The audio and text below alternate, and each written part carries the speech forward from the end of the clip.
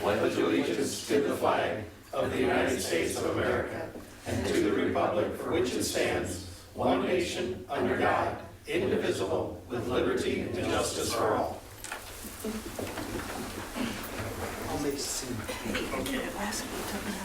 Good evening and welcome to the December 5th, 2017 Board of Public Affairs meeting.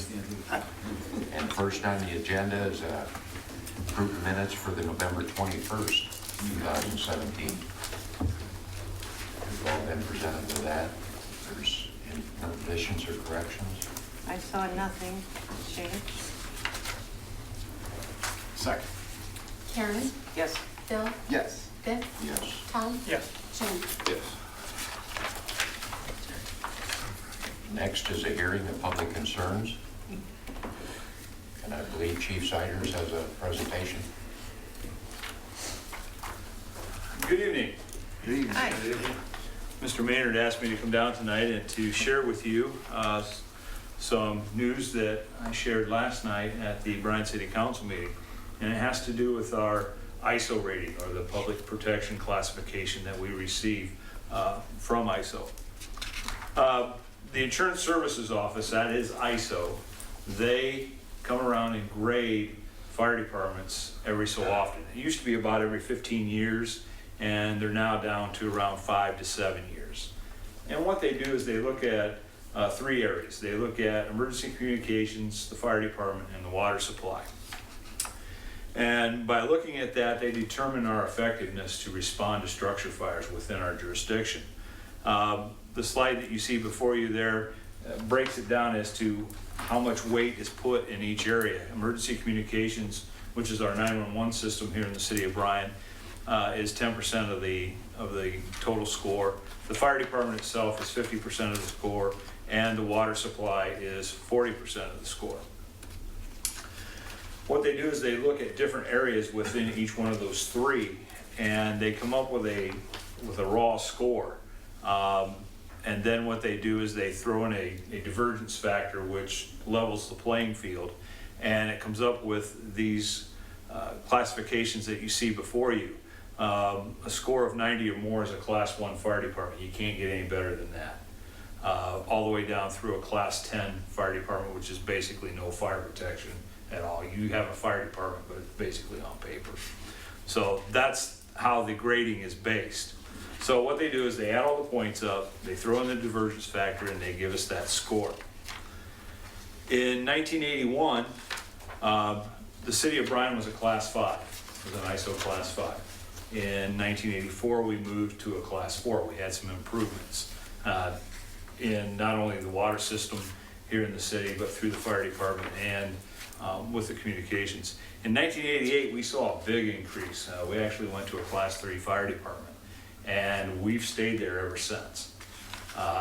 We've continued to improve in all three areas, and we've made improvements, and we just slowly kept moving up and kept moving up. But here recently, we had some changes in the water system, as well as the emergency communications portion, which really helped boost our numbers up. And beginning March 1st, we're going to go to a Class 2, an ISO Class 2, a 2Y. The 2Y portion has to do with fire protection in the township. The 2 is within the city itself. So across the United States, we're going to be one of the 1,393 fire departments in the United States that are in ISO Class 2, roughly 3%. We're going to be in the top 3%. Within Ohio, we're going to be in the class of 71. So we're going to be in the top 2% within the state of Ohio. So that says a lot.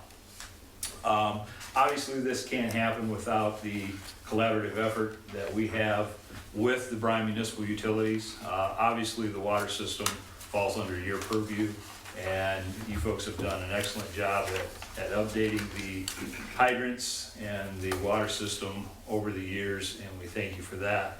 We still have a little bit of work to do. There's always room for improvement, and we're going to continue to move forward and solidify our position within that ISO Class 2. I know that also it's been probably 10 years ago now, when I came to the board and we did a collaborative effort of putting the Storts fittings on all of the hydrants. That helped with our ISO score. So Norm, thank you very much for your help with that.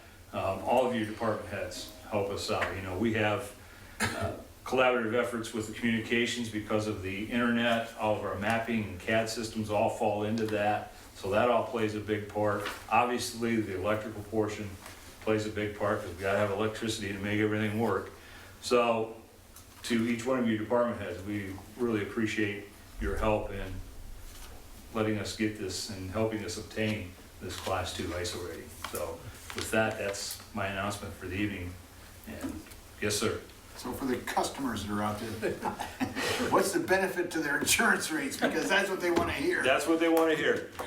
For the regular homeowner, you're probably not going to see a change because in talking with the State of Ohio Board of Insurance, homeowners really don't see much of a change when you hit Class 4 to a Class 1. There's not a big change. You might see some incremental changes here or there.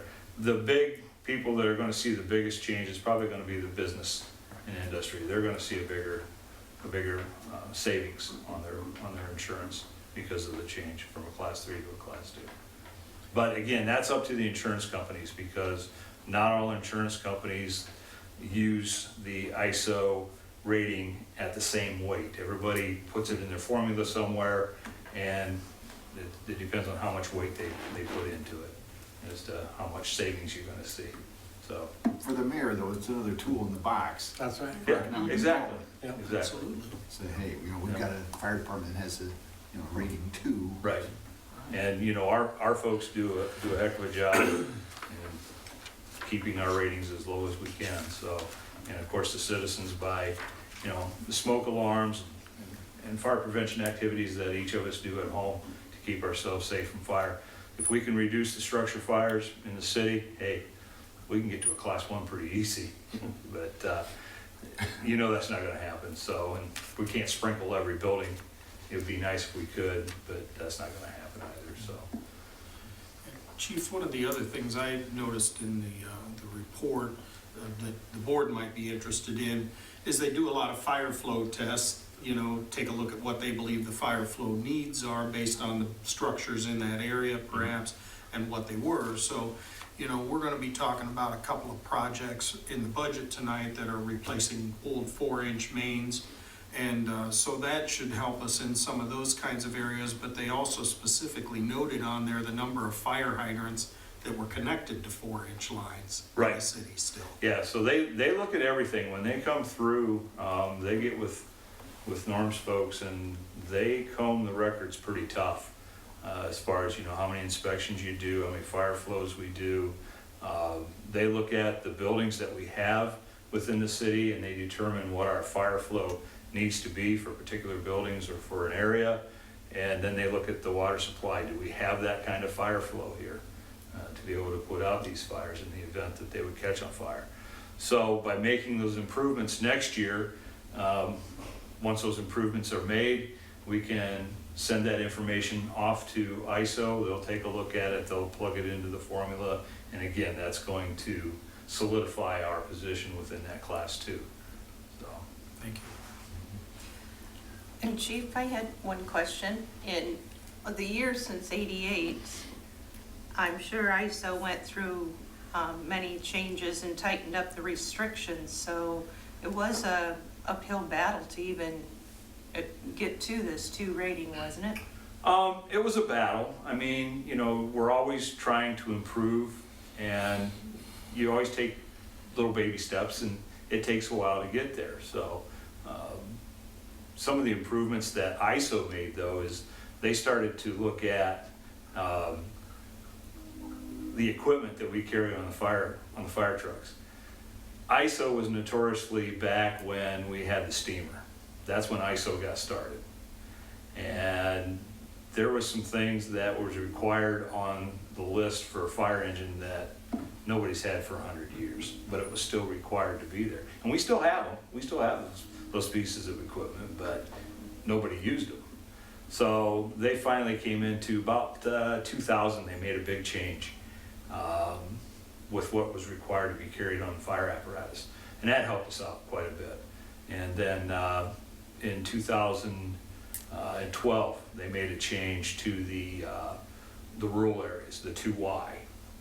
They actually, whatever the city was, they gave the townships the same numerical classification, but they have the Y attached to it. So basically, out in the townships, we were a Class 8 fire department because we have to be able to try to meet those fire flows, even in the township areas. So by giving them that 2Y, some insurance companies are saying, okay, we'll take a look at it, we'll throw it into the factor, and it may save some of those folks some cost savings in the townships as well. So it's been a long process, and like I said, we continue to improve, and as long as we keep moving forward, I think we're going to have a good fire department. Obviously, we'll have a robust water system, so I think we're going to continue to move forward. Congratulations. Thank you. Yeah, good deal. Thank One you. more question. Yes, sir. You still need volunteers for your fire department? Yes, we're always looking for volunteers. We're Give going a to commercial. do a commercial. Free plug. Beginning of next year, we're probably going to have the big sign out again. We're probably going to do a social media blitz like we did last year, because we'll have a basic class starting probably in the spring. So we're always looking for folks. If you're interested, stop by, pick up an application. There's actually one on our website. You can just navigate to the website and print one off and fill it out and bring it in, and we'll start you through the process. So always looking for folks. The more, the better. So, all right. Thank you. Okay, thank you. Chief. Appreciate the update. Next on the agenda is, it's actually a resolution.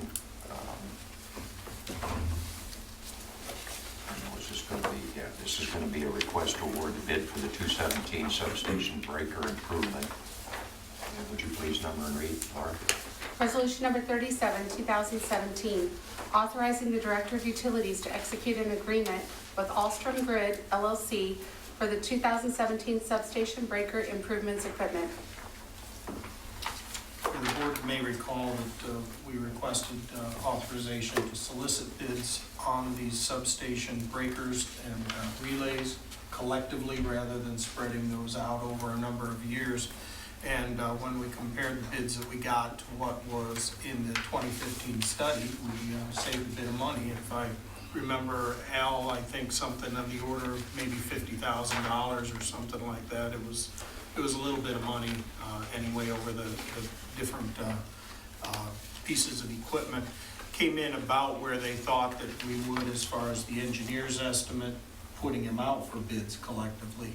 So I think that part of it came in as expected, and I think hopefully, we were able to acquire a little bit of savings there by doing this as one bid versus multiple bids over about 4 or 5 year period. And Spectrum did get the...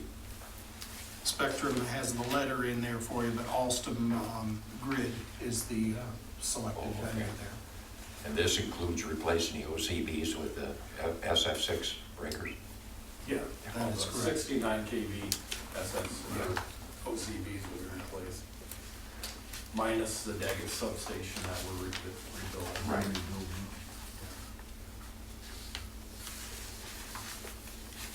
And then the installation work would be done in 2018. Okay. That's not part of this. This was just the equipment purchase. Okay. And it looks like this was the lowest bid, so.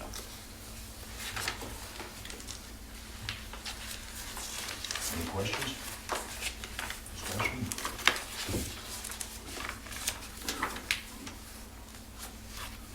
So moved. Second. Bill?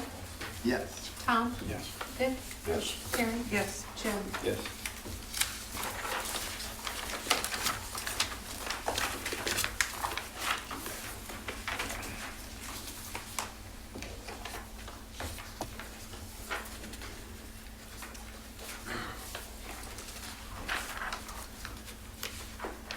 That was 11 breakers in all.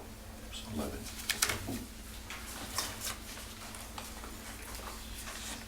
Next is a resolution to award the bid for the 2017 substation relay improvement equipment. Would you please number and read? Resolution number 38, 2017, authorizing the Director of Utilities to execute an agreement with Schweitzer Engineering Labs, Inc. for the 2017 substation relay improvements equipment. You also have a letter of recommendation there to award the bid to Schweitzer Engineering Labs. That's our standard for relays. There are 20 total relays that will be purchased as part of this, of 2 different kinds. That will be used in the substation improvements. So this is in conjunction with the... That is correct. That is correct. Any questions or discussion? So moved. Second. Bill? Yes. Karen? Yes. Dick? Yes. Tom? Yes. Jim? Yes.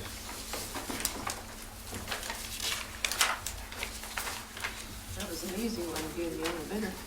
Yeah.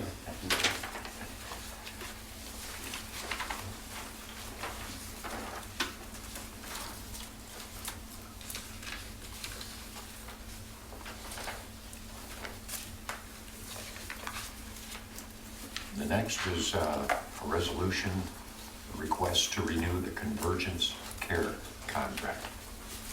And would you please number and read? Resolution number 39, 2017, authorizing renewal of an agreement with Black Box Network Services for Internet and Information Technologies operation, maintenance, consulting, and customer support services, and declaring an emergency. And we've had an agreement for these services with Black Box or one of its affiliates since 2009. This is a renewal of that agreement for 1 additional year at the same rate. Mr. Farrell's here if you have any specific questions regarding the agreement. I see that stayed the same, Joe.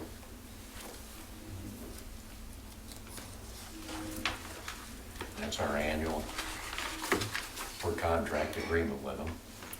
Right. And if we didn't vote this in by January 1st, the price would be higher, correct? For like the Yes, first ma'am. 3 months? Probably about $15,000 a month. Yep.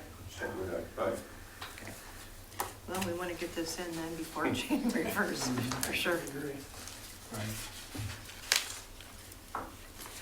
I will move we accept the resolution for Second. Black Box Network. Karen? Yes. Dick? Yes. Bill? Yes. Tom? Yes. Jim?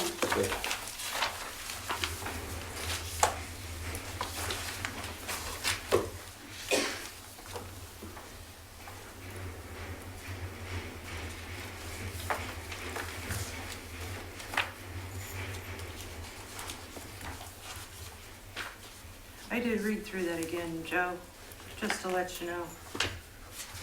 I remember reading this Yes, ma'am. many years in a row. Do you have some coffee? Yeah. It's pretty much. It gets long. Look.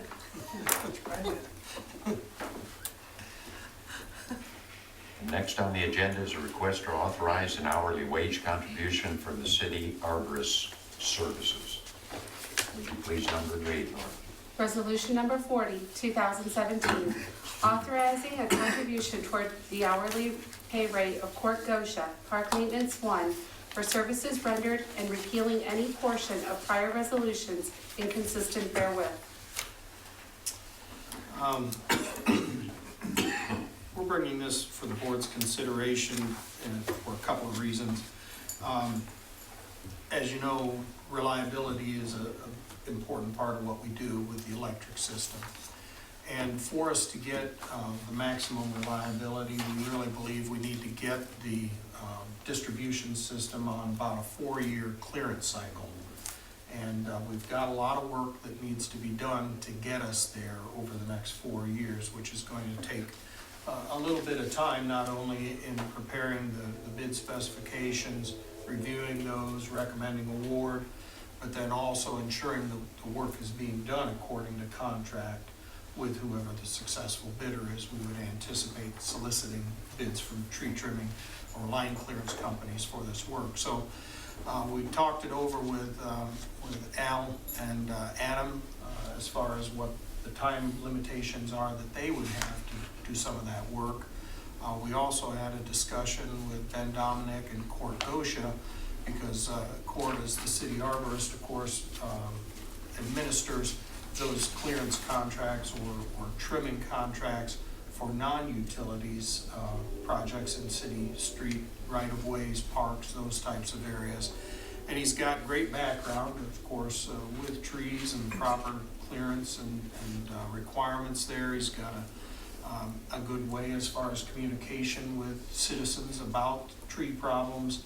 If there's a disease or some other problem, maybe it's hollow inside and it's gonna come down the next big windstorm.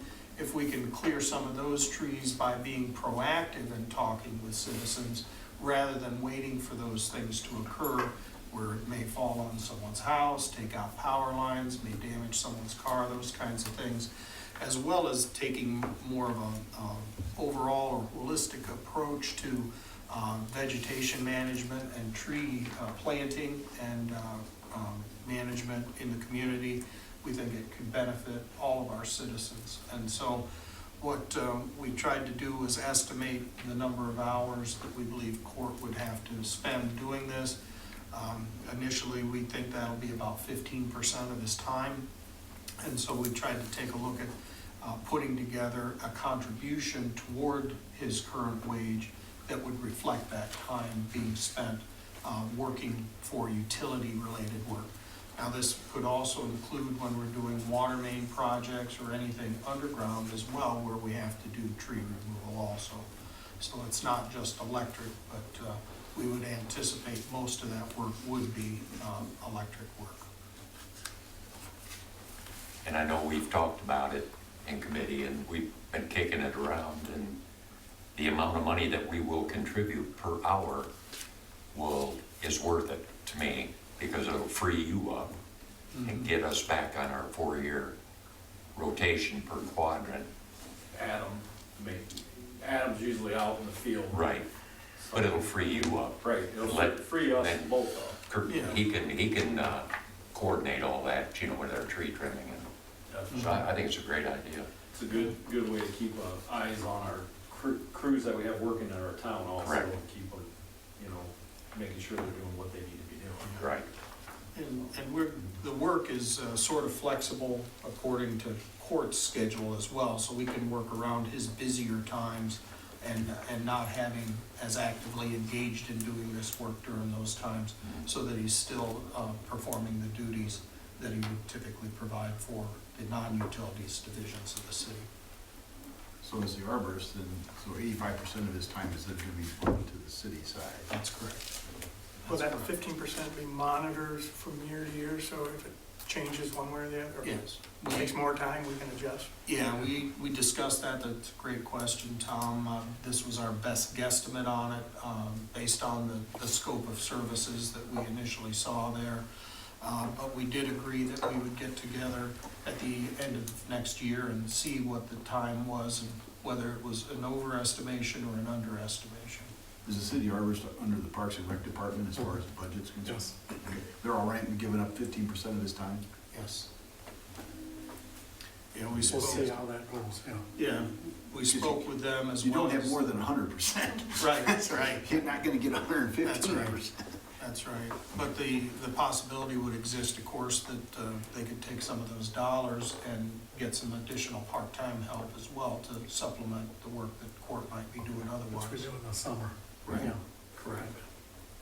So like with flower planting and some of those kinds of things. But they're not gonna reduce his wage by $3 an hour out of the Parks and Rec. No, Oh, no. no, Okay, that's correct, just to be sure. And then again, we'll, Covered by BMU. Right. that's right. Yeah, he's not gonna take a reduction in pay. no, No. It's just being this will split be in differently. addition to This is, that. so it's in addition to his current hourly, if he's paid hourly or wage or whatever. Hourly. Okay, It would be a contribution toward that. That's correct. contribution to that. That's correct. And then again, each year at the end of 2018, we'll revisit this and see if we're overutilizing him, underutilizing him, not paying him enough, paying him too much. Yeah. So we'll come back and, We would anticipate more of his hours in the first 4 years while we're going through this initial clearance and Right. trying to get everything up to snuff. After that, the maintenance work would not be as intensive. I think it's great. It's a great idea. I'll move. Second. Bill, Yes. Tom, Yes. Dick, yes. Karen, Yes. Jim. Yeah.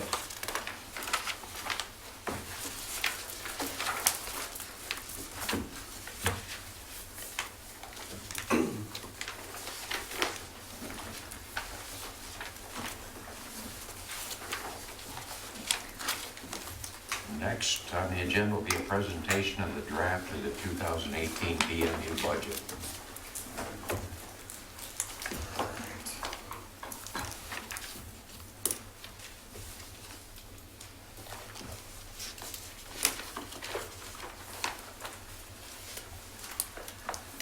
All right, thank you. The mayor asked me if I was going through that whole packet. No. It kind of is my intention to do so, but I'll try to Let me make it go get my as sleeping bag and as jammies. quick as possible. We've been through it already. Hopefully, it won't be too painful. But I think that, you know, being that this is the first time that I've presented a budget to this body for 20 years, it was helpful maybe to kind of go back and take a look at what are the budget drivers, you know, that we ought to be taking a look at. And for me, you know, we didn't have, this is the current mission statement that was adopted back in 1994. I don't think we've modified it since that time, and maybe that'd be something that would be worth taking a look at next year. But there's a few key pieces of that that I think translate into some budget drivers here. You know, one being reliable or high-quality service. They talk about affordable, but affordable, I think, with 20 years of perspective is debatable. Everybody thinks they pay too much for utilities, so maybe a better adjective there would be competitive. You know, are we competitive with other utilities in our area for similar services? You know, an active partnership with those we serve. We've talked a little bit about that at different times. We had that kickoff meeting November the 9th with some of our large business and industry. We plan to continue reaching out to the business community, enhance the quality of life. You know, how do we, in our mission here, help make Bryan a better place in which to live, work, and play, or for recreation purposes. And then also a line in there is that we're here to help aid in economic development. So the budget process for us, we started by projecting annual revenue by each utility. We reviewed staffing levels, including the 2018 succession plan that was presented to you here a couple of meetings ago. Met with the superintendents to talk about operation and maintenance planning and capital improvements planning. Laura and her staff were terrific, helping us out on trying to estimate the wage, benefit, insurance, different costs like that are budget inputs for us. And then we kind of put that all together, projected the margins for each utility and the fund balance impacts of the draft budget. So capital improvements we've been talking a little bit about here over the last 5 or 6 months, and how we should go about that, what should be an appropriate level of capital improvements. Some of that, I think, started when you were going through the electric cost of service study, and you were getting some of those recommendations and some of the questions about depreciation, for example, with the electric system. So we've been trying to continue that with staff, you know, and why really the capital improvement planning process is so important. And really, for me, I think it comes down to being proactive versus reactive. You know, if some of our goals here are to provide reliable service, to help keep our long-term costs more competitive and stable, because you are always making choices between whether you fix something or you replace it, right? It's an O&M or it's a replacement cost, and trying to determine what the appropriate time is to make those replacements versus continuing to make some repairs. And then to ensure, if we're going to help support economic development here, we have to ensure that the infrastructure is in place to support that business and residential development as well.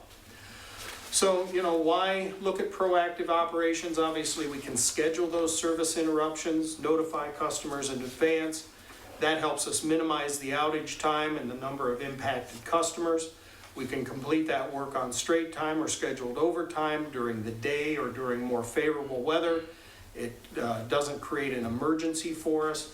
By not having it in an emergency situation, it reduces the safety risks, and it helps us with more predictable staffing, costs, and rates in the long term. Reactive, conversely, the service interruptions schedule themselves. There's no advanced customer notification. You can't control the outage duration in the same way. No control of the number of impacted customers. Takes additional time to identify the cause of service interruption and to assemble crews to make the repairs. Can require overtime and other premium payroll costs.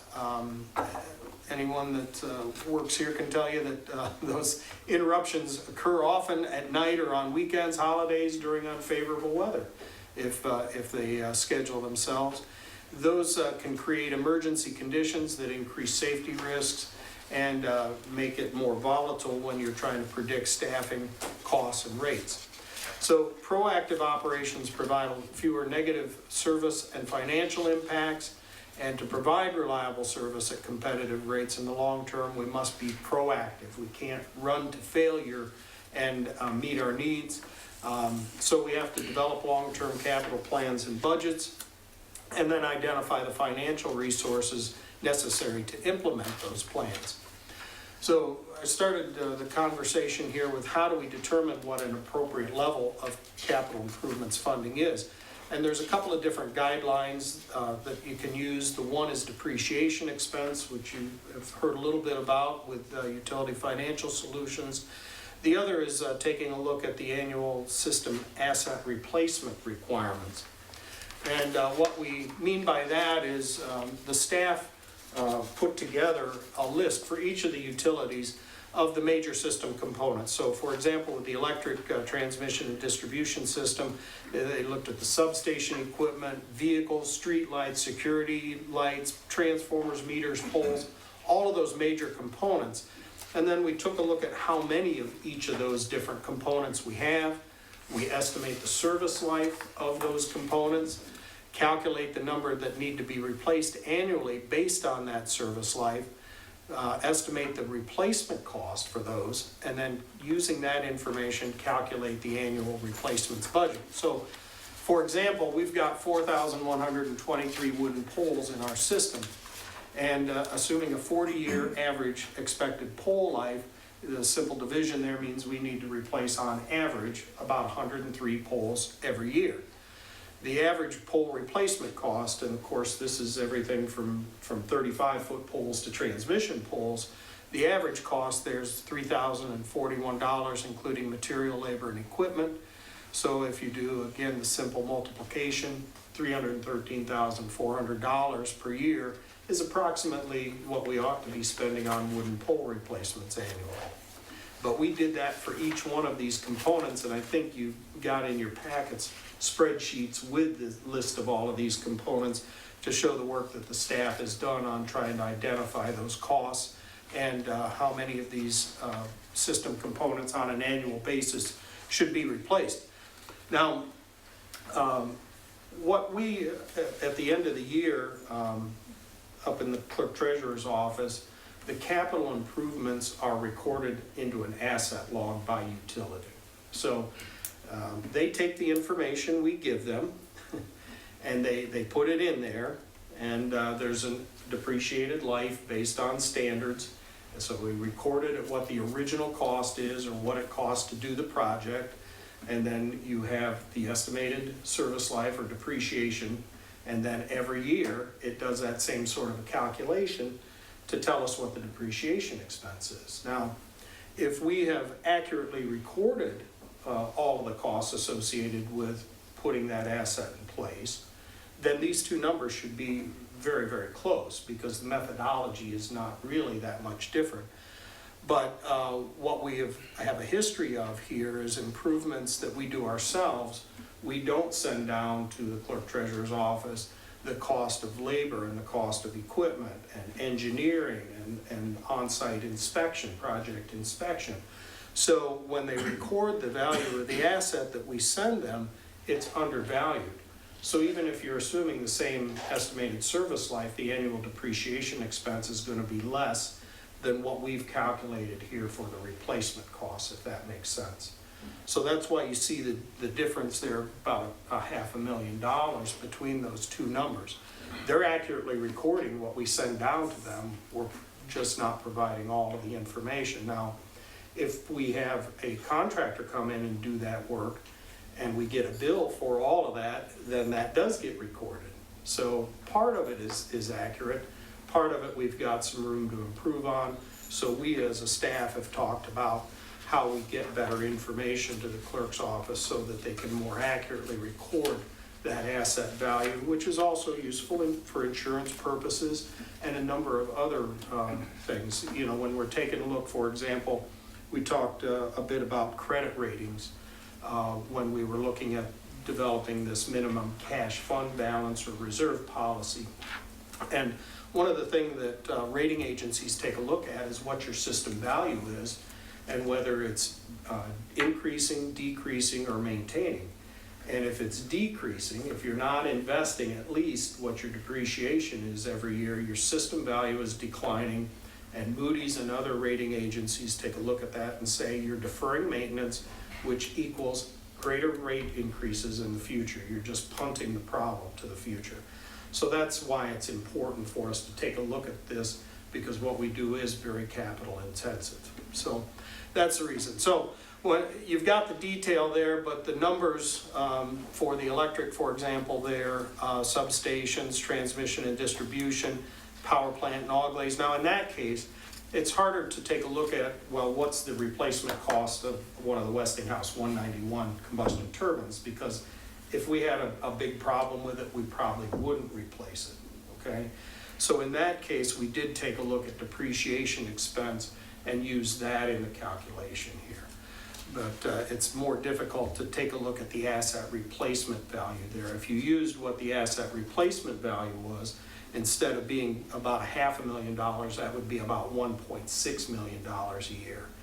And that's overstating the capital need, in my opinion, for those two facilities.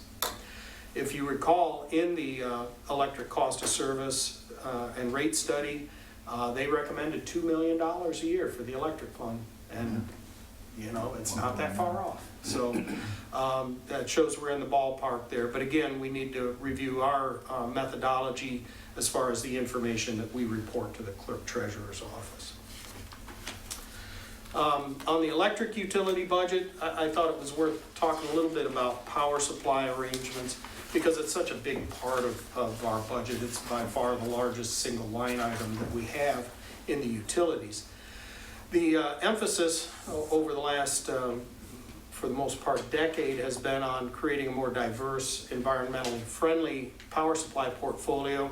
I think the board's aware that approximately 30% of our energy comes from renewable resources at this point in 4 major different categories: landfill gas to energy, hydroelectric, solar, and wind. About 25 to 30% of our power supply is market purchases. And the advantage for us right now is that market prices are fairly low following the 2008 economic downturn. So we can take advantage of some of those lower market prices, which helps our customers, but it also helps us manage the risk of economic downturn or a large industry closure. For example, if we had all of our power supply in assets and, you know, an industry, for example, an Aero Corporation goes out of business and your load drops, well, you still have this asset that you have to pay for, and then you sell it into the market, but it would probably right now be into the market at a loss. So the contract that we have right now, the remaining requirements contract, for example, if our load contracts within that 25% roughly range, then we just pay less because we're paying as we go per unit, per kilowatt hour. So there's no fixed cost risk there to the city and its customers with that kind of an arrangement. Gives us a little bit of best of the both worlds. I wanted to put together this pie chart to show you how radically different the power supply is just from 6 years ago. This is what the power supply looked like in 2011, and these resources are still there today. It doesn't work very well on that screen, does it? Belleville Hydroelectric Plant, the NIPA power that we've been receiving since the mid-1980s. Bryan Power Plant, which is primarily used for peaking. It's not a big energy resource for us. And then the Auglaize Hydroelectric Plant coming in at just under 5%. The other 88.7% was all market purchase contracts through AMP. So they had split those up into varying terms and as far as lengths of the contract and various pricing, and some of them were base load, some of them were intermediate. But you can see that most of our power supply was coming from non-assets assets that we don't control. This is the difference today, or in 2018.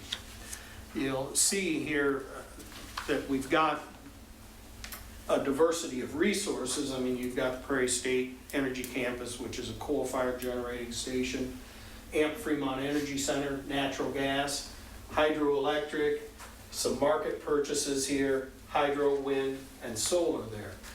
But even in that diversity, for example, Prairie State has 2 units.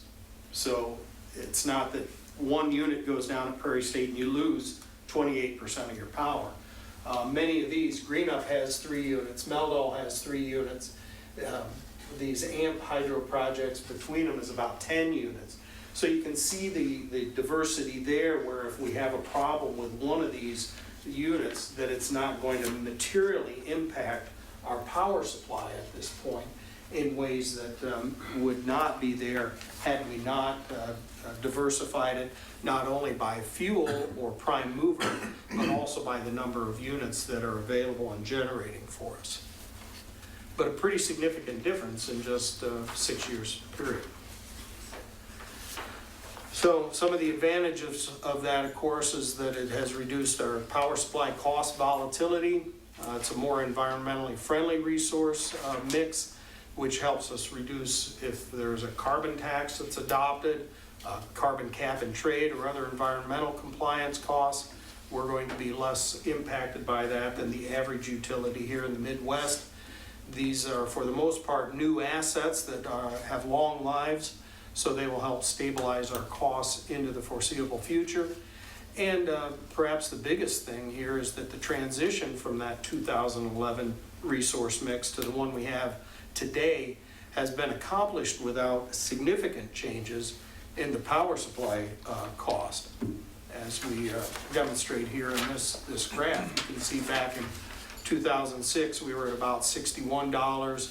In 2016 it was about $73, but we had some intervening periods there where it was hovering right around that $70 to $72. So you've been able to greatly diversify your power supply mix, get it much cleaner, and have those costs stabilized into the future without a huge increase in your power supply costs here. So that's been a real plus in the board's thinking as far as what projects to get involved in. Now, why that matters so much, though, the whole power supply cost thing, is because of this graph. You can see that when we take a look at just the electric utilities O&M expenses, 83.4% of every dollar we collect there goes to paying power supply expense. So that's the big target there that you want to try to reduce. We've got more capability in the long run to do something about that than being able to control some of those other costs. Not that you don't look at those things as well, but taking 10% off of, the customer service and administration compared to 10% off of the power supply cost are significantly different orders of magnitude in total dollars. So we take a look back 20 years ago, our power supply costs total were $9.14 million or 3.36 cents per kilowatt hour. 2016, you can see the difference there. Over $6 million more, a 67% increase over the last 20 years. And as I mentioned, it's 83.41% of our cost. We're coupling that with decreasing sales. The board has seen this in the presentation we did on the economic development rate, and that creates rate pressure for us when those costs are increasing by that much, our sales are decreasing by that much. It's tough to try to keep rates as low as we'd like to keep them when we're faced with those kinds of pressures. And this shows it since 1989 graphically. So you can see our greatest years of sales were right there around 1998, that kind of time period. And you can see how much it increased there in the 90s. And also, of course, the economic downturn in 2008 and what the impact was there on us. But it's continued to decrease even to the present day there. So you got to go back into the 90s to find the same sales that we had in 2016. Power supply costs. These are the projected power supply costs. So next year, or purchase power cost anyway from AMP, which is where most of our power comes from. You can see that there are some things going on there, and the scale here makes this look like a lot more dollars than what it is, because of course this is 6.2 cents, that's 6.8 cents there. So graphically it's easier to see when the scale's blown up there. But also in these years after that, you'll see some decrease, and we'll talk about why that is going to occur or projected to occur. And some of it is some of these contracts are rolling off. So there's a couple of contracts, City Energy contract that expires this year, and the AEP remaining requirements contract. Both of those will be converted to the BP remaining requirements contract at a slight decrease there. But $39,000 a year on one contract, $33,000 on the next. The big ones for us are these two. The Morgan Stanley contract, it provides almost 10% of our annual energy requirements. It expires in 2020. It would be replaced with that BP remaining requirements contract. That will reduce costs by more than $500,000 a year for us. And the landfill gas contract also expires in 2021, another approximately $300,000 in savings. So just between those two, you can see that we're approaching $1 million difference right there between those two contracts. The Blue Creek Wind Farm contract also in 2021, not as big of a difference because the cost is quite a bit less than those other contracts, but still $67,000. And then the board is aware from our last meeting about the potential increase in the energy from the Ogways. And really, you've got the capital cost there is the primary difference, because there is no fuel cost, of course, with the hydroelectric facility. But how we are going to influence some of those costs is utilizing the local generation that we have for peak shaving. We've got approximately 39 megawatts of local generation, and of course those are in a number of different units as well, including the Ogways hydroelectric plant, which we can use to peak shave when we have water. And this year we were able to reduce the peak demand on all 5 of the coincident peaks for capacity and the 1 coincident peak for transmission. One of the great things about the plant, which differs from the projects on the Ohio River, is the ability to store and cycle 2 feet of water during what is typically the peak season there. And so from July 1st until the ice takes the flashboards out at the end of the year, we can cycle that pool 2 feet. And so what Matt has done is really, when he sees that a peak day is coming up based on the weather forecast, stores that water, starts the turbines up when the appointed hour from PJM and AMP occurs, lets them run through the allotted time, and then shuts them back down and stores the water unless we're expecting additional precipitation. So they did a great job with that this year and really helped us out. If we didn't do that, these are the sorts of increases we'd be taking a look at just from 2016 or 2017 to 2018, just from this year to next year. And you can see the capacity costs, the 5 CPs that we peak shave against, an increase of from $1.75 million this year to projected $2.5 million next year. And then the transmission costs are even worse, roughly $2 million this year. AEP has gotten, at least interim approval to increase those transmission costs, and they would go to almost $3.3 million next year. Now remember, our total power supply cost for next year is around $12 or $13 million. So you can see what the impacts there would be in that. So operating those really helps us. What it does is for every megawatt that we can shave, it saves us about $10,000 a month or $120,000 a year. So we're projecting nearly $4.5 million of savings next year by having those generating resources available and behind the meter here for us. And the impact is pretty significant, even just taking a look between, historically we had been about a 66% success rate when we were peak shaving. And that was based on about 27.8 megawatts of peak shaving capacity. You can see if we can get that to 100%, it takes about 0.5 cents per kilowatt hour off of the bill.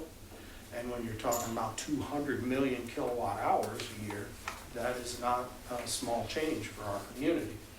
We believe we can do even better than that. And, as I mentioned, we've got about 39 megawatts available, assuming we've got water at the Auglaize to do that work. So we're hoping that we can drive those costs down even more.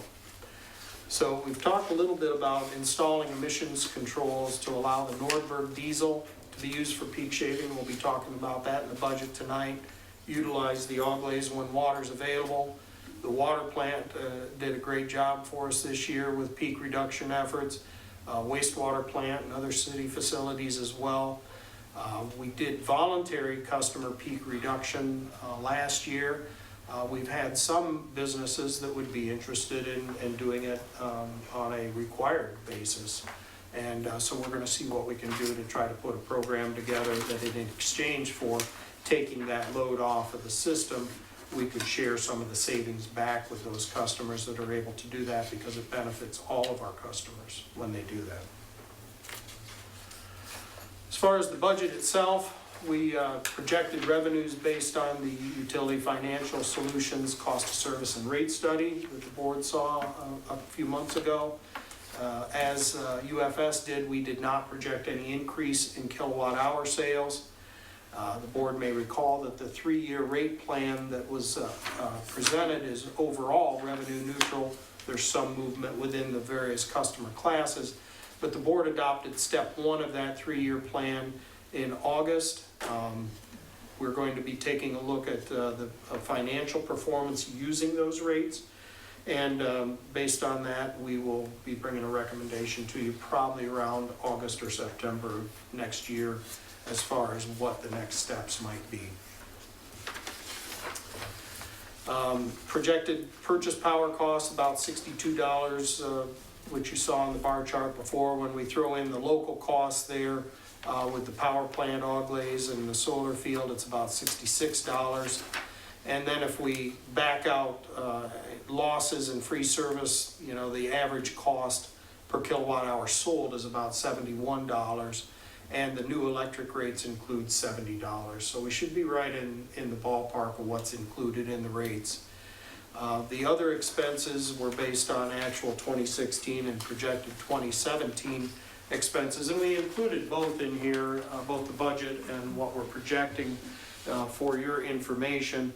But you can see, taking a look at what we're proposing for 2018, a little bit more there than what it was, about $1 million in 2017's budget, but not a lot different from what it was in 2016 actual.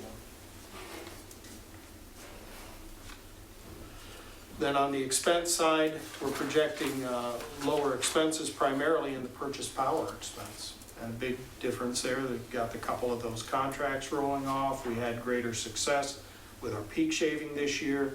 And what our costs are next year is based upon how well we did this year with peak shaving. So for the capacity payments, that reduction in cost will occur beginning in January. On the transmission side, it will begin in July. So about a half a year of that. That's the big difference there in the expenses.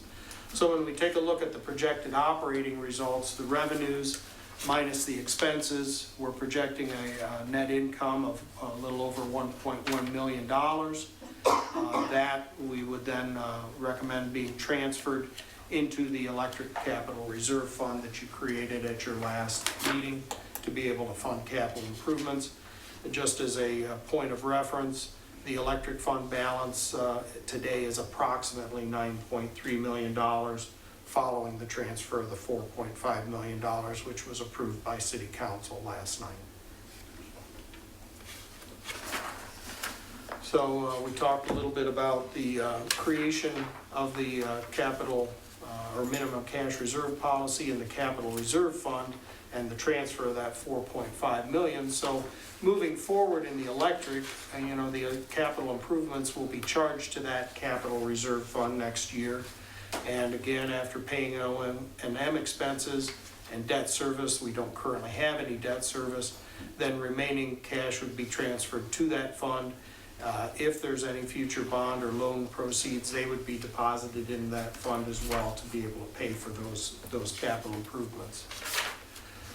On the electric side, you can see a very extensive list of proposed capital improvements, and we'll talk about some of the significant ones, more significant ones, a little bit later. The thing that I really wanted to point out is that when you're looking at this 5.7 number, 3.8 million of it is that Daggett substation replacement. So if you take that out, you're at about 1.9 million, which is roughly what the average capital improvement number was that we were looking at for depreciation that came out of the UFS study. So we're in the ballpark there.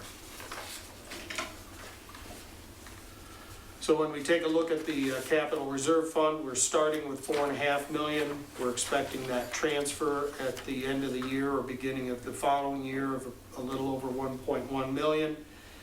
We're going to recommend to you that you consider borrowing that money for the Daggett substation financing because of the size of that.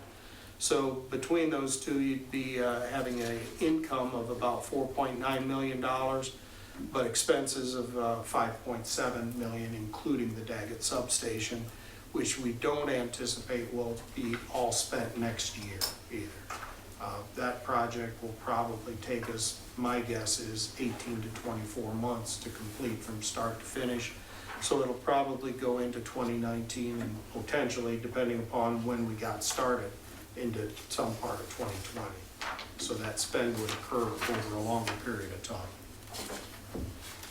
I did want to touch on reliability because that was one of the things in our mission statement, and I'm not sure that the board is aware of all this. I know that you're aware that we're part of the RP3 program that APPA sponsors. It recognizes utilities that demonstrate high proficiency in these 4 key areas. So, for example, you can't do work on safely to try to get power back on quickly and not get counted down for having bad safety. So you've got to be proficient in all of those areas, including system improvements and workforce development. We first received that certification in 2006. We're currently certified through 2018. But where it makes a difference on the reliability side, I think, and these numbers for a couple of our neighboring investor-owned utilities are available out there on the PUCO website. The regional average is the regional average that APPA takes a look at here with our e-reliability tracker in a 5-state area, similar sized utilities to ours. And so the first is the average number of electric service interruptions per customer per year. And you can see how Bryan Municipal Utilities compares to those others. It's favorable. As well as when there is an interruption, what's the average duration of that electric service interruption? And again, you can see that we compare pretty favorably. When you take a look at the average availability of our system to all of the customers that we serve, our reliability is 99.9956%. We can still improve, but it's pretty good. And that's part of why we talk about these capital improvements and how we maintain and improve that. And it does matter not only to, you know, our business customers, but obviously to our residential customers as well. So some of the action items for next year, we talked about replacing the substation, the cost of that. The remaining requirements there recommend financing the Daggett substation replacement and cash funding out of the new electric capital improvements fund, the remaining 2018 capital improvements. We mentioned continuing to closely monitor the revenue expenses to verify that the new rates that were adopted by the board are achieving the projected operating results, and based on that, determine whether to implement step 2 of the 3-year rate plan in the fall of 2018.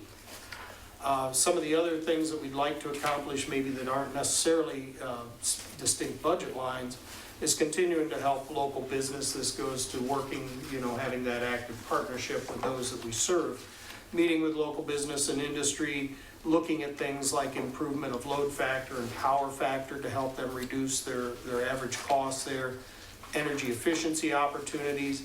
The board just adopted the economic development rate revisions at their last meeting. We want to make sure people are aware of that. We do have some interest already from a couple of our industries, and we'll be setting up meetings beginning next week with a couple of prospective industries to discuss that, as well as the potential load management opportunities that we talk about if people are able to take load off during the peak demand periods, whether they've got the ability to do that and whether they'd be interested in doing it. And then even, you know, when we talk about economic development, obviously it's not all just about attracting big industry here. It's also taking a look at our other small business and particularly our central business district and what we can do to try to assist those businesses with being successful. So, you know, when we take a look at growing the load, talking about the reductions in the sales that we've experienced in water and electric over the last 20 years, you know, to add that extra kilowatt hour or that additional gallon of water is less expensive for us than the average cost of those. So adding those lower cost incremental or increments of energy or water helps reduce the average cost for everybody. And it spreads the fixed costs over a greater number of units. And on the electric side particularly, it generates additional kilowatt hour sales or kilowatt hour tax revenue that goes to support the general fund activities. So we would want to try to continue working with these agencies that we've been working with this year, continue development and marketing of the industrial parks, help market underutilized local business buildings and sites, and, you know, maybe working with customers to see if they have customers that they supply or folks that supply them with materials that we could maybe help locate in Bryan and help those businesses become stronger. So growing the system load and helping customers manage their energy use, I don't think are mutually exclusive. You know, someone might say, well, you know, are you trying to save energy or are you trying to sell more? And the answer is kind of both. I think for our existing customers, helping them use that energy wisely so that they reduce their costs and become more profitable is very important. But again, bringing more customers or getting expansions of our local industry and growing that system load helps all of our customers there. So managing that energy use can help make those firms more profitable and provide incentives to invest in new equipment and jobs. Some of the easy things for energy efficiency, I think lighting retrofits, power factor correction, and energy efficient motor replacements are relatively easy to implement and offer pretty predictable savings, so it's pretty easy to do the calculations. One of the things we did in Bowling Green was establish a revolving loan fund where money would be loaned out through our local economic development group to these businesses that were interested in pursuing some of those types of improvements. They had to sign a promissory note, they had to include 50% of the project cost, but it really helped reduce the payback period for them by half. And a lot of times it's more difficult for them to come up with capital dollars if they can cut their operating and maintenance expenses. then they can move forward with some of these projects. So it's something that we could take a look if there's interest after meeting with some of the local business and industry to see if they would like to have us put something like that together for them.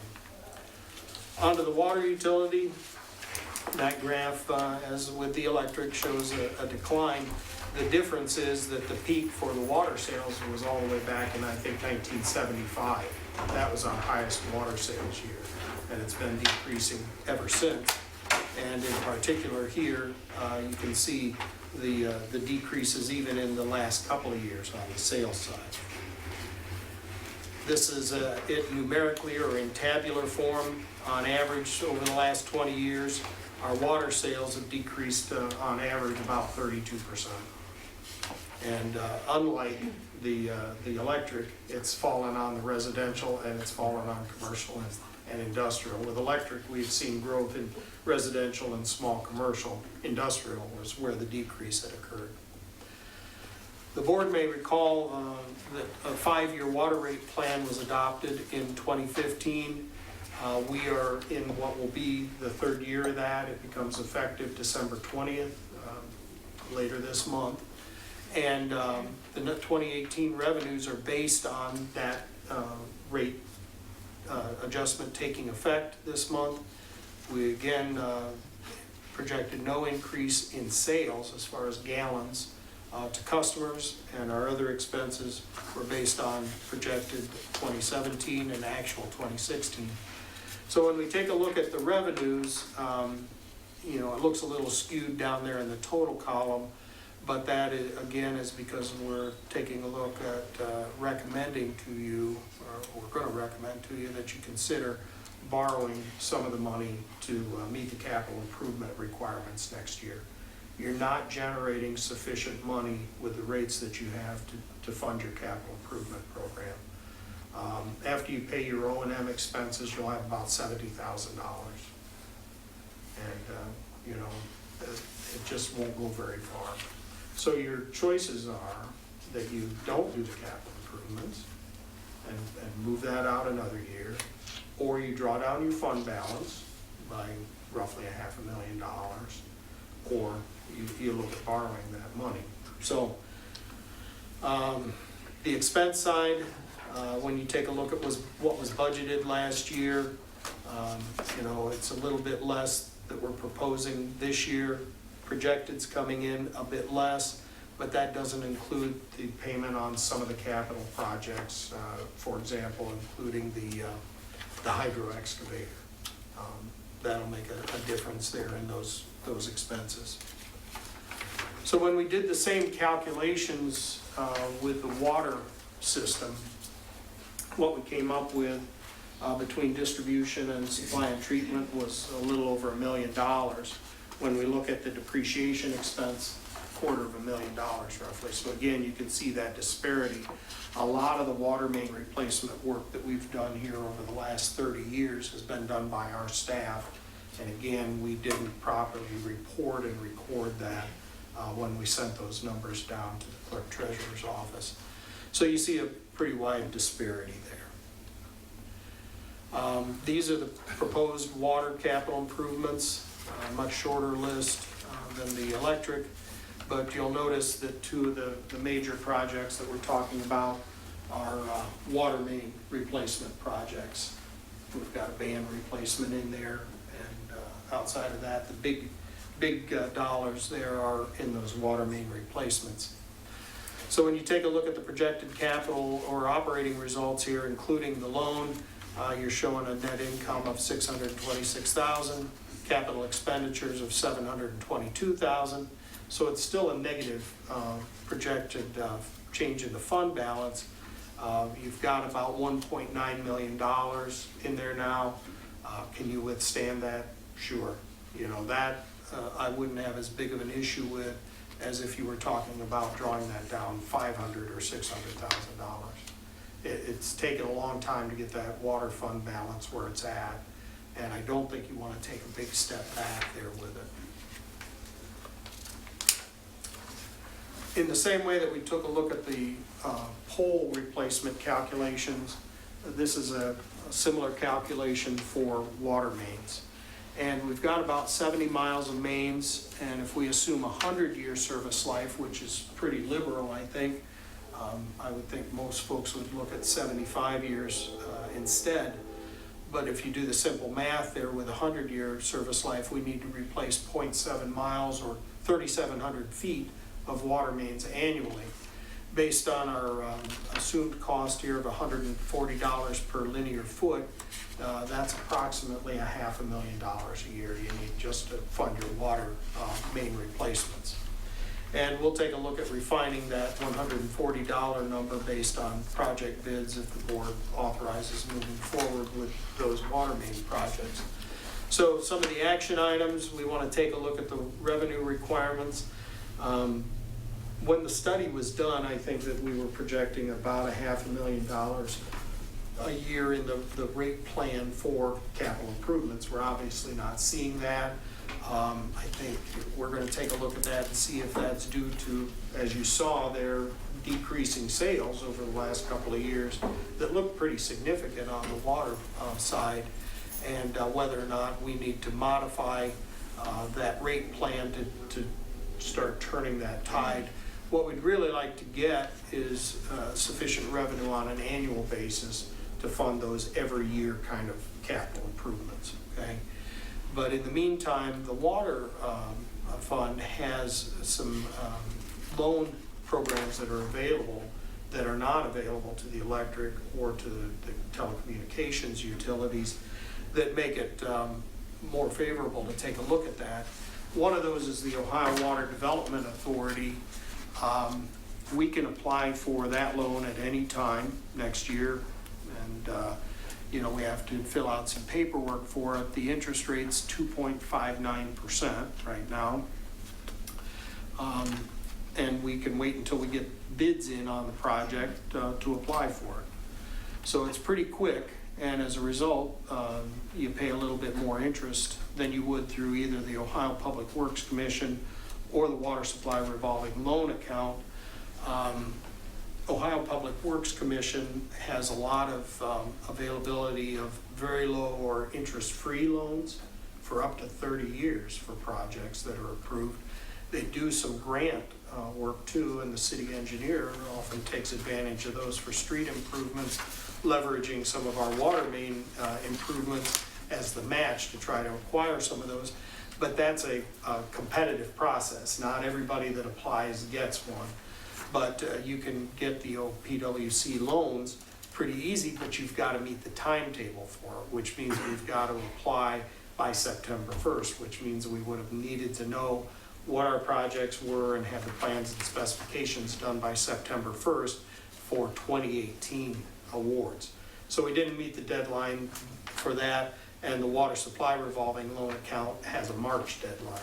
So we need to get into the appropriate schedule of these to try to take advantage of some of those lower cost options for financing. Also, just planning for the future, you know, Norm and I have had some discussion about, you know, if we ended up getting a pretty substantial customer here and water treatment, supply and treatment capacity was a question going forward, where would we locate additions to that capacity if needed? And really, it's not one of those things that's an immediate need, but you know, if we get ourselves in that situation to create those kinds of improvements from the design and the financing and the construction is a pretty long-term process. So for us, if we could take off some of the options from the table there by investigating these things ahead of time and say, if you need to expand, this looks like your lowest cost option. Is it at the current site of the water plant? Is it the site west of town that's occupied by the solar field?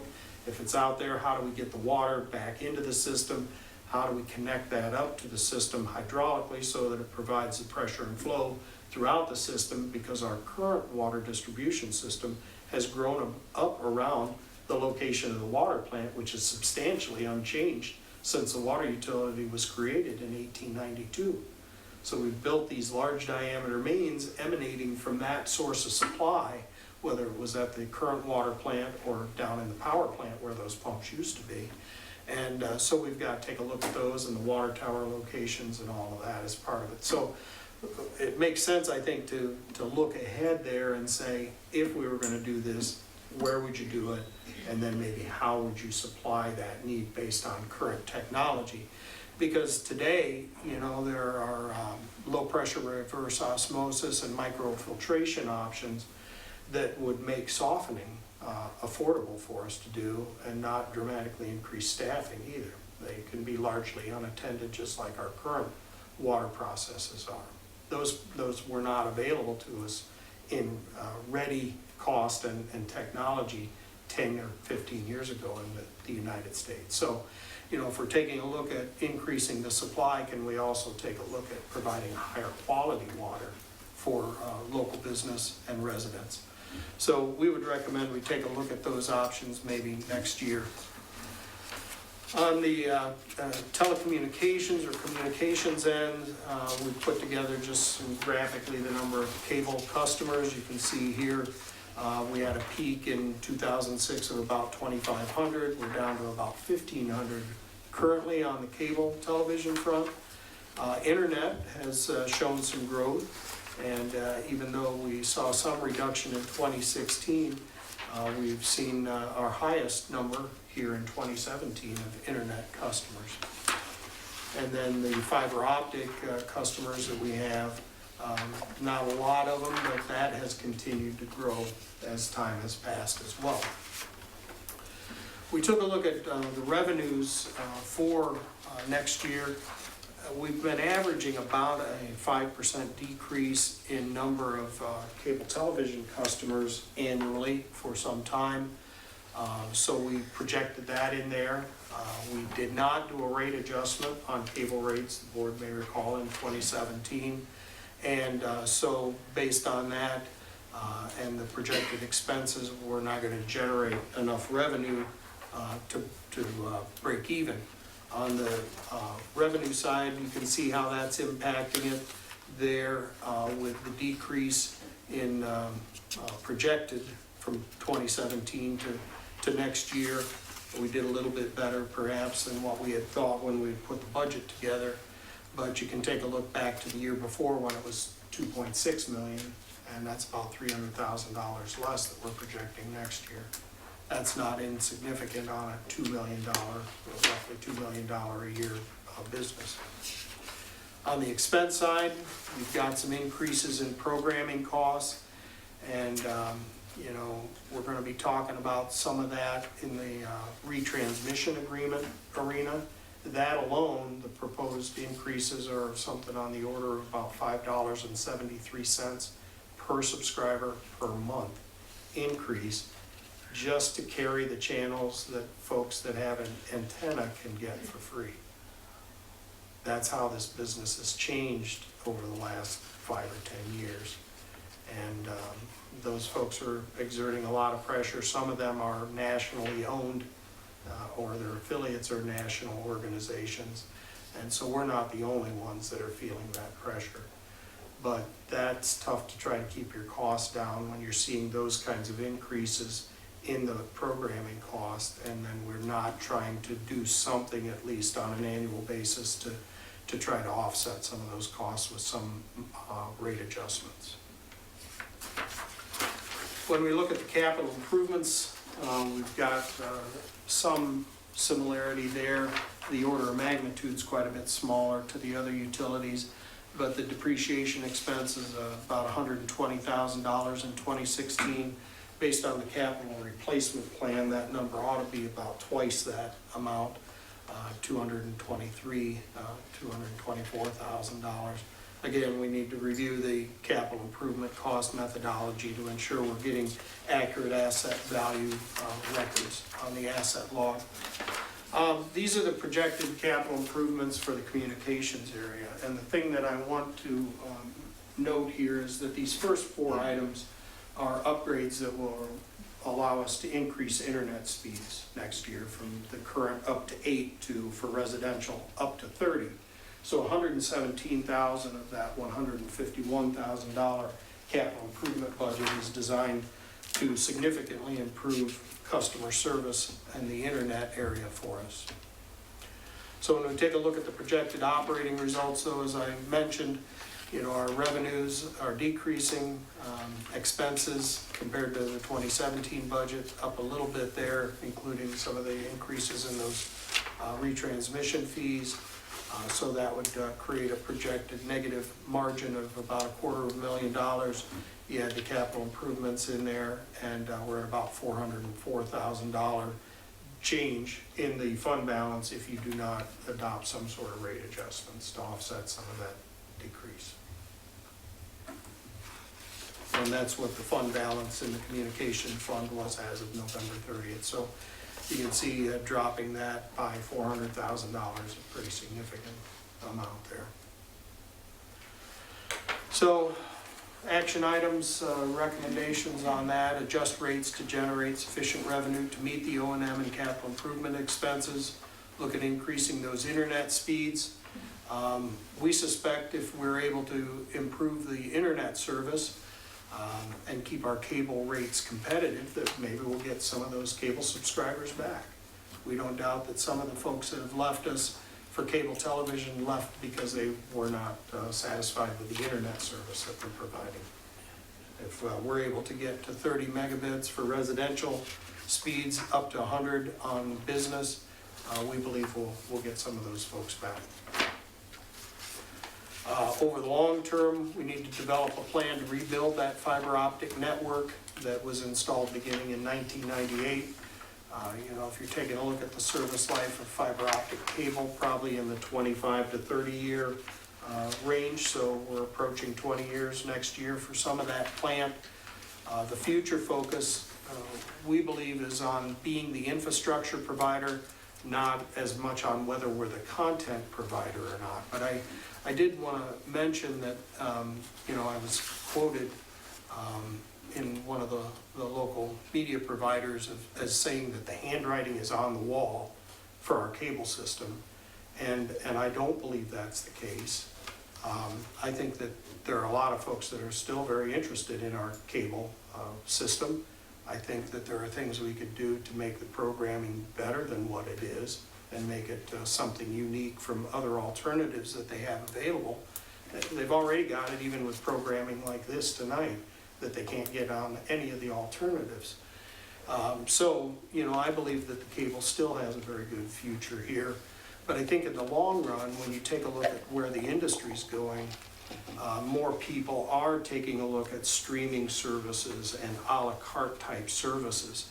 And as long as we're able to provide the infrastructure that has reliability, competitive bandwidth or speed, and our customer service is very good with that community-focused programming, and we're cost competitive, that'll continue to be a viable utility here. It's $2 million plus a year business here in the city, and it provides a good bit of competition for other providers. So I believe the future is very bright for the communications utility. Now I wanted to just go over a few of the major projects that we talked about in the different utilities. Daggett Substation, I'm not going to spend a lot of time on because we've discussed it, but it was originally constructed in 1975. It's been expanded. It's near the end of its 40-year estimated service life. What we would look at is constructing a new substation on a lot that's been reserved for us in the southwest corner of the Industrial Park South. And the estimated capital cost and time of construction we've discussed, but why would we do it? It's designed to help improve electric service reliability. It would allow us to abandon the 34.5 kV transmission. It's sort of a sub-transmission loop. We have a 69 kV loop that circles the city, and sort of in the middle of that is a 34.5 kV loop. And that used to serve quite a number of customers. Today, the only customer on it is Titan Tire. And then some of the generation at the plant also connects to that, so we'd have to make those improvements. But if we put this substation down there at that location, we would just have to run a short distance of 69 kV transmission to be able to convert the Titan Tire facility. And once we have that and the power plant generators figured out, taking that to 69 kV as well, then we could abandon that loop. And it runs all the way from Daggett Substation on East Wilson Street through town up north of the tracks and circles back to the Baker Street substation. So it's a couple of miles worth of line there and transmission poles. So it's not insignificant there, but it would also then, of course, provide additional capacity for growth when we design it. Part of that initiative would be to look at running the part of the transmission line in a different direction. Right now, the 34.5 transmission comes out of Daggett Substation. Some of you may know where this is at. Jim, you know where it's at, for sure. It goes cross-country. This is a field, and then there's woods right here, and it's got a pathway cut through it. So it's going across this farm field, which of course during certain times of the year, it would be very difficult to get out there and do any maintenance work if we needed to get out there. So what Al has suggested is that instead we bring the new 69 kV line down, put it between Winslow Drive and Commerce Drive there in the backs of these facilities, move this 12470 distribution line, put it underneath there, and then we could clear that up too, get that overhead line removed from Winslow Drive. Court Gosha yesterday planted 22 trees on the east side of Winslow Drive, and they're planning to do 22 more on the west side next year. So if we get those trees planted, we get this overhead line relocated, and then we're also talking about a street lighting project out there, it would dramatically improve the look of these lots that we still have for sale there, you know, as far as their appearance there and desirability.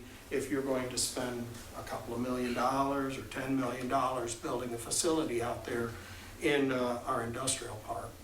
So the capital cost of that is about $350,000. We've talked a little bit about the Nordberg diesel generator oxidation catalyst. Just for the oxidation catalyst, estimated capital cost of about $215,000, but it should save us $300,000 a year in peak shaving savings for capacity and transmission. One of the things that we've got to determine is whether or not it's going to require stack modifications that would increase that cost. We don't have that number for you right now, but of course we would bring all of that to you for your consideration.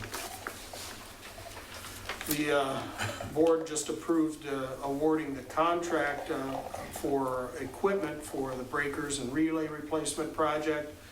The installation cost of all of that equipment in 2018 is estimated at about $430,000.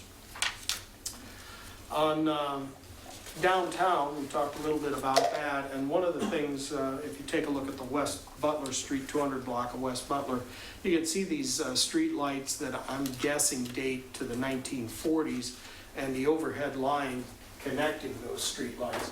And in that whole long block there, there's only 3 lights. And so Al has taken a look at designing that according to today's roadway lighting standards. We would replace those with 6 of these acorn style lights, put the electric service underground, and then Bryan Wheeland has taken a look to see whether or not he can also do some sidewalk improvements. So we'd really kind of clean up that block there that leads from the square down to Father John's and of course the Arts and Education Center for the city schools. That, not a lot of money, $55,000, but we've got the 100 block of North Lynn that's in the same situation, the 100 block of East Butler, and the 200 block of South Walnut. That's where these remaining, there's 13 of these poles that remain in our system. And you can see they're kind of in a deteriorating condition. If you get a chance and you're walking around any of those areas, they're all kind of similar in condition to those.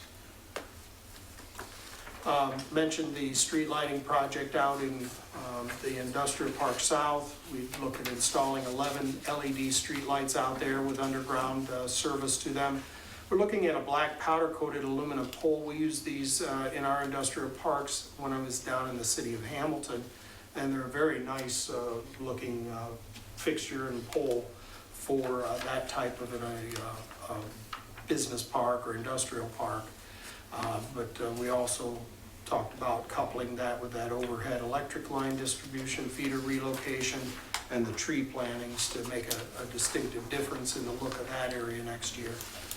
On the water side, we talked about the importance of replacing some of the 4-inch water main that we have in the system that remains. Much of it is very old, probably on the order of 100 years old. And one of the projects that has been identified by staff is we have a 4-inch water main on Walnut Street from Maple to South Street. And when we talk about customer service, there's a 3-block stretch of that line that has 30 repair clamps on it. So if you're one of the residents or a business that's along there, over some period of time, we've excavated in your neighborhood 30 times, at least. So it's probably time that we look at replacing that when we talk about repairing versus replacement. This is a good project. It is about 3,400 feet of new 8-inch water main. It would eliminate about 12 with this project and the Bryan Street project. About a dozen of those 42 hydrants that the ISO noted in their report that are on 4-inch water mains. So the capital cost estimated at about $550,000. We've talked about financing that through the Ohio Water Development Authority. This gives you graphically or in map format the extent of the project running from Maple Street all the way down to South, and then 1 block east on South. The board may recall we replaced this 100 block between Main and Walnut Streets as part of the improvements down there to the street. And if we finance that, at 2.59% interest, which was the rate that we were last quoted from OWDA, for 20 years, it's $35,000 a year. Now, again, I wouldn't recommend on an ongoing basis that we look at financing all of those unless you could get it for 0% interest. Then it's like a partial grant. But in this case, it allows us to continue our program, meet that goal of 3,700 feet next year without increasing rates to the point that it would have a significant financial impact on customers. This would allow us to get there over a greater number of years and minimize those financial impacts. The other water main replacement that I mentioned is replacement of 4-inch main between Baker and Vine Streets. That's just under 1,000 feet of 8-inch water main that we would be replacing. Our staff plan to do that installation, and the capital cost is about $82,000 for that. On the communication side, we talked about replacement of these CMTS units at each of the 4 hubs that will allow us to increase those internet speeds next year. And the capital cost of about $117,000 to do that. And then the final proposed capital in communications is the storage area network upgrade. It's approaching its maximum capacity, but all 3 utilities would use it, so that $55,000 cost would be split amongst the 3 utilities. And Mayor, I am done. Good, unless there's questions. Good job. Sorry. Hey, you did great presentation, thanks. And the superintendents are here. We didn't talk about every capital improvement project. If you have other questions, Ty or they would be glad to try to answer them. We're not asking you to take action on this tonight. What we would anticipate is that we would bring this back, and if you have some modifications to your December 19th meeting, ask you to adopt at that time and recommend council adoption on December 27th of the budget. Just have one question in the interest of time. The 34.5 kV line that you talked about abandoning, does that mean that you would take down the poles and lines and all that, or just leave it all up? In some cases, we would be able to bill. In other cases, we have distribution feeders on that. That's what I thought. And in some parts of it, we would actually convert that to 69 kV operation. Okay. So some of you might take out. That's correct. That's correct. Yes, I just Colin? had one question. When I looked over the transmission and distribution system capital replacement plans for the electric department and the water department. And I'm looking at the vehicle section. Is there a reason that our new hydro excavator is not listed in that section? Well, we would anticipate that that would be, well, it wasn't included at the time we put those together. I think is really the reason that we didn't include it in there. But its replacement, of course, would not take place in the next 15 years. But we'll have to add that to that list. That's a good observation. At the time that those folks put that together, the board had not acted on that purchase yet. So, good catch. Yes, Dick? Just so folks know how important that we had the vision, I should say the previous board members, for our buy-in to the AMP projects, and also our generation assets, how much of an impact that has on the rates, how we keep the rates down here. Yeah. Well, it's I huge. mean, without them, I couldn't. Yeah. You know, the power plant at different times was, I think, considered a black hole around here. You know, we hoped we never needed it. It's kind of like insurance, right? We kept it around because the Marcos Corridor was our sole transmission source for many years. And so it was kept around in emergency readiness. But when you take a look at what it costs versus the cost of being out of power for a couple of days for this entire community, it's huge. You know, you've got about a $21 million a year budget. When you divide that out on a daily basis, it adds up pretty quick when service isn't available. And that's just the impact on us. That doesn't include the economic impact on industry if they get behind in producing their product for a couple of days.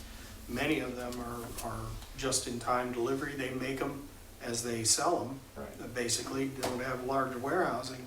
And so it's very difficult to try to catch up if you get behind like that. So it's one of those things that the rules have changed on us, but it's made that plant and those assets much more valuable from a financial standpoint, in addition to the emergency backup because of the estimated $4.5 million that the equipment will save us in transmission and capacity costs next year.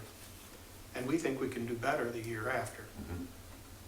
Yeah, because of all of our contracts rolling, when we change over to VP, we'll save a ton of money. Right. Yep. And if we can grow the load, then it helps even more. Because you're adding $36.75 power to the mix instead of the average of about $66. Right.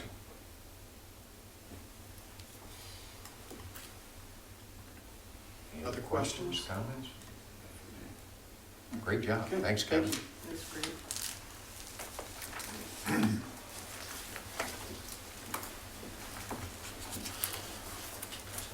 The next on the agenda is a request to schedule a final 2017 Board of Public Affairs meeting. We typically schedule that meeting for the last work day of the year, but I think the 28th or the 29th would be fine, depending upon the board's preferences and your schedules. So we thought we'd ask and see. What day is the last work day? 29th? The 29th is a Friday, that's correct. And you typically have that over the lunch hour as well, Okay. about noon. I can make it anytime. Lunchtime, good for you? Always. Always. 29th. Any thoughts, comments, wishes? Either day. 29th, December? Should be 12 o'clock. Yeah. Mr. Pepple? Yes, I'm fine with it. 29th, it shall be at 12 o'clock Oh, good. p.m. We have a motion. I move. Second. Bill? Yes. Dick? Yes. Karen? Yes. Tom? Yes. Jim? Yes. Okay, next on Give the... notice to that, then, right, public notice, because it's a Correct. special meeting. It's a special meeting. Next on the agenda is pay the bills. I move we pay the bills. Second. Bill? Yes. Karen? Yes. Dick? Yes. Tom? Yes. Jim? Yes.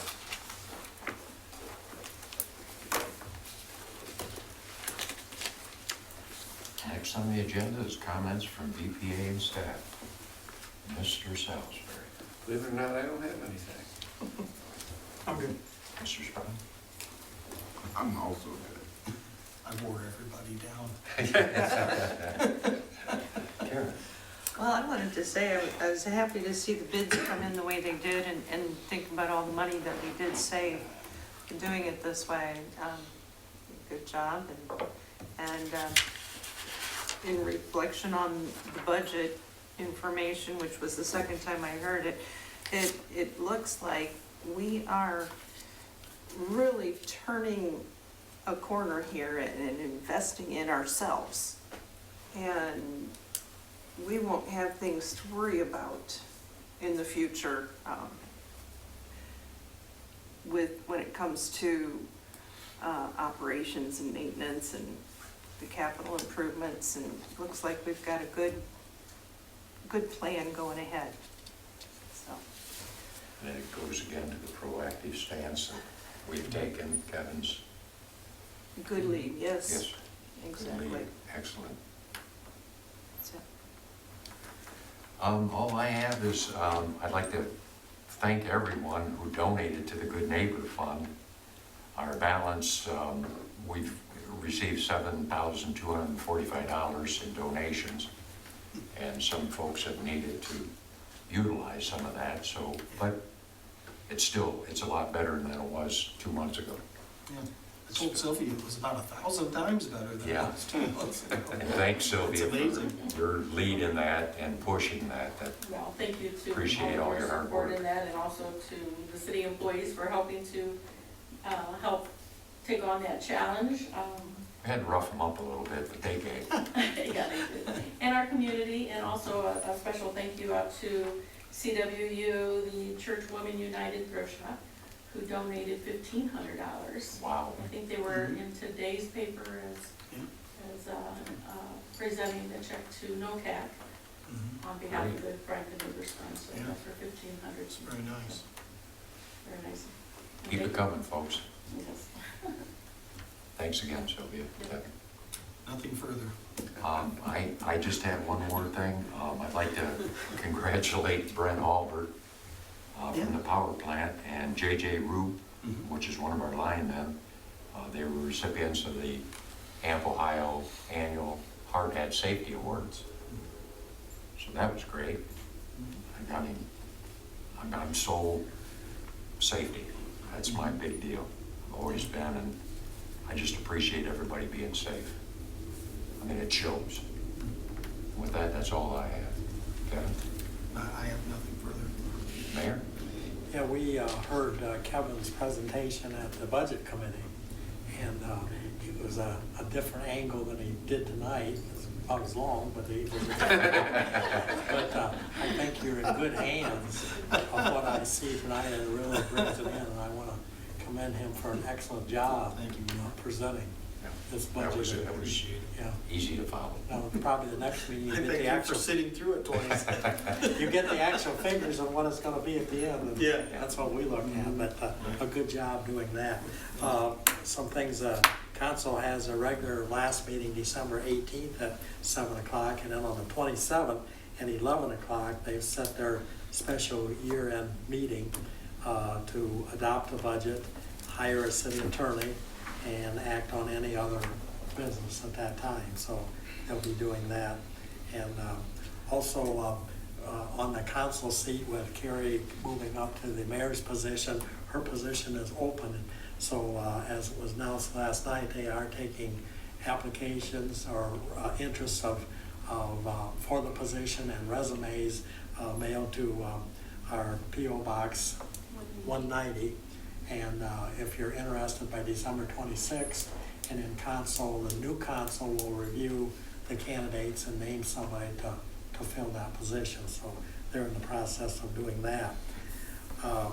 Then the Christmas Day, the City of Bryan offices will close on Friday, December 22nd, and Monday, December 25th. Friday's trash pickup will be as usual, and Monday's trash pickup will be on Tuesday, December 26th, and this will be in the paper and also on